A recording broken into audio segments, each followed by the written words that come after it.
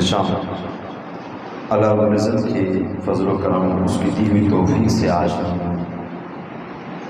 محفل پاک میں حاضر ہیں۔ جمعے کے روز جمعہ ادا کرنے کے بعد دعا ہے اللہ پاک آج کی اس بزم کو اپنی برگاہ میں شرف قبول عطا فرمائے، اور جس مقصد کے لیے خاص طور پر یہ سجائی گئی اللہ اس مقصد میں کامیابیاں اور کامرانیاں عطا فرمائے۔ خطیب اہل سنت واعظ اہل سنت خطیب بے مثال حضرت علامہ مولانا قبلہ عبداللطیف جلالی صاحب سے خبر بڑی خوبصورت انداز اپنی حاضری پیش کر رہے تھے، اور حضرت علامہ مولانا قاری فاروق احمد مدنی صاحب اور حضرت علامہ مولانا وکیل احمد مدنی صاحب آپ تشریف فرما ہیں، اور ساتھ میں جتنے بھی حضرات تشریف فرما ہیں، آج اللہ پاک سب کا خانہ اپنی برگاہ میں شرف قبول عطا فرمائے۔ وقت کی قلت ہے اور 3:30 بجے دعا کا انشاءاللہ کہا گیا ہے۔ جلالی صاحب نے اپنا وقت مخصوص کیا، میں بھی انشاءاللہ اپنا وقت مخصوص کر کے اپنی حاضری پیش کروں گا۔ حضور جانی کائنات خاتون النبیین خاتون المعصومین صلی اللہ تعالیٰ علیہ وآلہ وسلم نے ارشاد فرمایا، جو شخص مجھ پر اس انداز سے درود پاک پڑھے، یہ والا درود پاک پڑھے، اللہم صلی علی سیدنا و مولانا محمد و انزلہ المقعد المقرب عندک یوم القیامہ، جو یہ درود پاک پڑھے تو فرمایا اس پر میری شفاعت واجب ہو جاتی ہے۔ سبحان اللہ۔ یہ جو حضرات دعوت اسلامی کے افطار اجتماع میں جاتے ہیں تو ہر جمعرات کو یہ درود پاک پڑھایا جاتا ہے، تو میں بھی درود پاک پہلے پڑھا لیتا ہوں آپ سب کو، تاکہ ہم بھی حضور کی شفاعت کے حقدار ہو جائیں۔ اس کے بعد انشاءاللہ اسی موضوع پر ہم آگے چل کر گفتگو سنیں گے۔ اللہم صلی علی سیدنا و مولانا محمد و انزلہ المقعد المقرب عندک یوم القیامہ۔ یہ درود پاک پڑھنے سے سرکار فرماتی میری شفاعت اس پر واجب ہو جاتی ہے۔ شفاعت کا معنی علماء نے لکھا ہے طلب غفران، بخشش کی چاہت، بخشوانا، سفارش کرنا، اجازت طلب کرنا، یہ شفاعت ہے۔ اور شفاعت کا حق اللہ رب العزت نے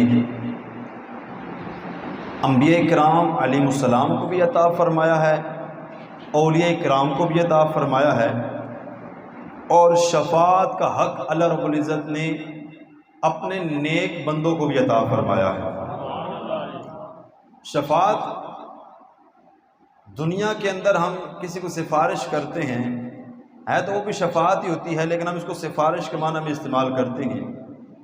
اگر یہ شفاعت اللہ کے ولیوں کی طرف جب کی جاتی ہے تو یہ اللہ کی رحمت قرار پاتی ہے، اور اللہ قیامت کے روز اپنے نیک بندوں کی سفارش کو قبول کرے گا، کیونکہ اللہ رب العزت نے جو شفاعت کا انکار فرمایا ہے، جیسا کہ قرآن کریم فرقان حمید میں ہے، فما تنفعہم شفاعت الشافعین، کہ انہیں شفاعت کرنے والوں کی شفاعت نفع نہ دے گی۔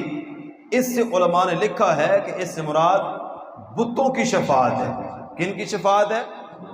کیونکہ آج بھی بعض بد عقیدہ لوگ اپنے عقیدے میں یہ عقیدہ رکھے ہوتے ہیں، جی دیکھو جی اپنے عمل کام آئیں گے، کوئی کسی کی سفارش نہیں کر پائے گا، کسی کی سفارش قبول نہیں کی جائے گی، تو ایسا نہیں۔ اور پھر قرآن کی آیتوں کو بھی پیش کرتے ہیں، دیکھ لا یملکون الشفاعۃ الا من اتخذ عند الرحمن عہدا، کہ دیکھو لا یملکون الشفاعۃ، شفاعت کا کوئی مالک نہیں ہے، شفاعت کوئی نہیں کر سکتا۔ تو قرآن کی آیت یہ پیش، توجہ میری طرف رکھیں، یہ بھی آیت پیش کی جاتی ہے فما تنفعہم شفاعت الشافعین، کہ شفاعت کرنے والوں کی شفاعت قبول نہیں کی جائے گی۔ تو اس کی تفسیر میں امام فخر الدین رازی رحمۃ اللہ تعالی علیہ آپ فرماتے ہیں کہ یہ جو شفاعت قبول نہ کی جائے گی، اس سے مراد بتوں کی شفاعت ہے، کہ بت تو نہ خود کسی کام کے ہیں، نہ آگے تمہیں کوئی کام کا فائدہ دے سکتے ہیں۔ وگرنہ شفاعت کا انکار مطلقاً کرنا علماء نے یہ کفر تک لکھا ہے، کیونکہ مطلقاً شفاعت کا انکار کرنا گویا رب کی آیتوں کا انکار کرنا ہے۔ جی ہاں، کیونکہ قرآن کریم کی بیشتر آیات ایسی ہیں جن آیات میں اللہ کے پیارے محبوب کی شفاعت کرنے کا ارشاد فرمایا گیا ہے۔ جی ہاں، اور شفاعت بمانہ سفارش ہے۔